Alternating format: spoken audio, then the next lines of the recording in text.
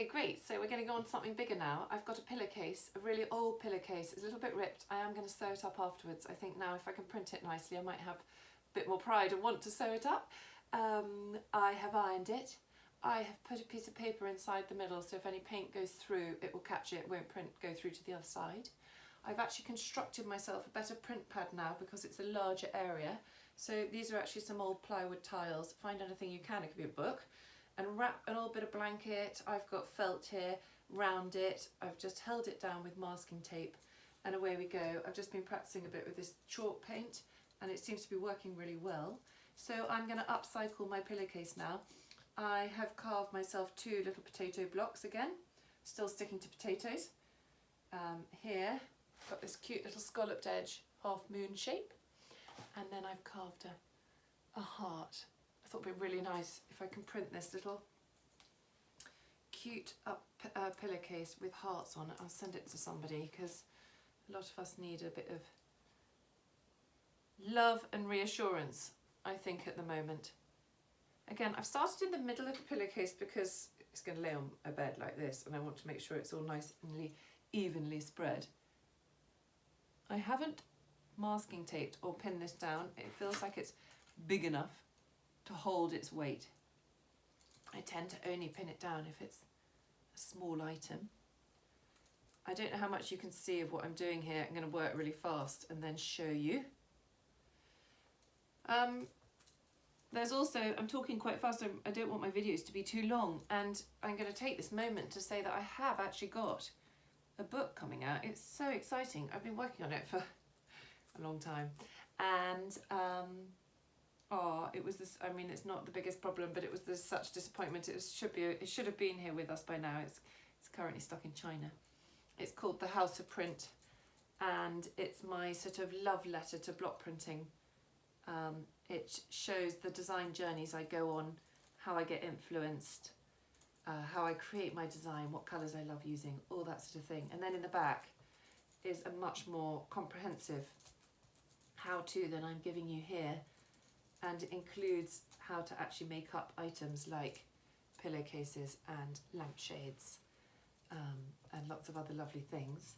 So, well, hopefully one day I'll be able to say you can buy a copy. I think you can actually pre-order it on Amazon at the moment, so that would be a really nice thing if you were all able to do that. It's full of beautiful photography by Kristen Perez and a few pictures by my sister when she came to India with me. I love India. I go there when I can. I have a lot of my fabrics are block printed out in India now.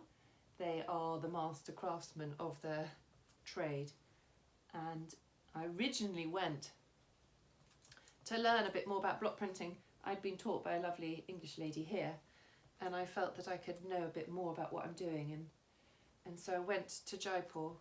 Having never been to India before in my life, I went just to see how it all works out there, and oh my goodness, it's been life-changing. I've been blown away. People I've met, the skills that they have, and what surprised me most was that how normal being creative is. The city of Jaipur exists on creativity. Everywhere you walk out on the streets are people making, fabric hanging, there are people tapping away, making metalwork, glass work, ceramicists. It's so second nature to them. It's not even ever questioned. It's completely innate for them to be creative and to make things, and I just felt so inspired by that, and I go back all the time, and every time I get this amazing sort of jolt of excitement and energy that I don't find anywhere else. Our craftspeople here in UK and London are all quite tucked away, hidden behind studio doors. A bit like I am here down in the back of the garden. You'd never know my studio was here. But in India, obviously they've got better weather for that. But it's a really lovely thing. I highly recommend going to Jaipur. Right, so I've done, to show you, I've given it a little scalloped edge. And now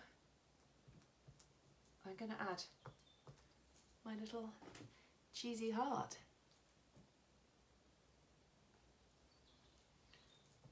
I've actually, rather than chopping away this time, do you remember first time, I've actually cut the heart out and I've left a bit of the potato. I just think it's easier for little fingers to grasp, so I didn't take it all away. So really experiment when you're carving. Do whatever feels right. My mother sent me a picture yesterday of one she'd done. She does lino cuttings, so she'd used her lino carving knife to kind of cut it out, scoop it out. To start with, I'm just going to put a heart at every other half moon because it might feel a bit more delicate that way. And a little bit of my potato has got indented, but again, I haven't got a problem with that. I think it's giving a bit of a nice shape. Right, I'm going to go. Am I going to do hearts? Going almost. I'm going to turn this one upside down and mimic it. It doesn't matter which way round your pillow is.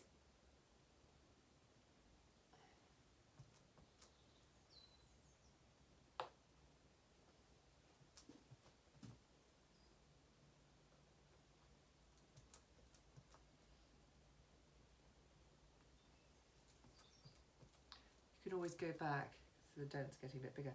You can always go back and fill it in, so don't worry. Okay, now is that enough? Or am I going to give it a few more hearts? I think I'm going to give it a few more down the side here. Just 3 though. So I'm lifting the paint, it needs a bit more. So this is the chalk paint, which I will set with an iron. Set with an iron after it's dried, and I'll give it a really good wash. I'll tell you how well this washes. Otherwise, the thing to use is block printing or screen printing paint, as I said before, and we sell these great kits that's got some in it. Okay, again, I don't normally print quite this fast, but I'm wary that you're watching. So there, I'm actually quite pleased with that, look. I've just sort of given a really old boring white pillowcase a whole new lease of life. I think that could be really sweet. I might even actually keep it and put it on my daughter's bed. Anyway, happy printing, guys. I'll keep going. I'm going to come next video, I'm going to show you some other things that I've made before and just give you a few other ideas, because I know sometimes it's really hard to decide what shape to carve or what to print, but there's so many lovely books full of patterns and things like that. I'm sure you're not going to have a problem. Or go and walk out in nature if you can and pick up a leaf, look at some of the flowers that are coming through, look closely at the petals. Or there's so much inspiration everywhere I go. I get inspired all the time with pattern, and so just use this time, as we've got to slow down now, to really look around you and see what's out there. I mean, there was the most brilliant, I posted a picture of David Hockney saying that they can't take away spring, or you know, that is what we've got right now. We've got things forcing their way through the earth. It's full of hope and joy, and so it's really important we really notice those little flowers that are coming through and the blossom that's starting to show, and I think it certainly gives me great hope and belief in Mother Nature. So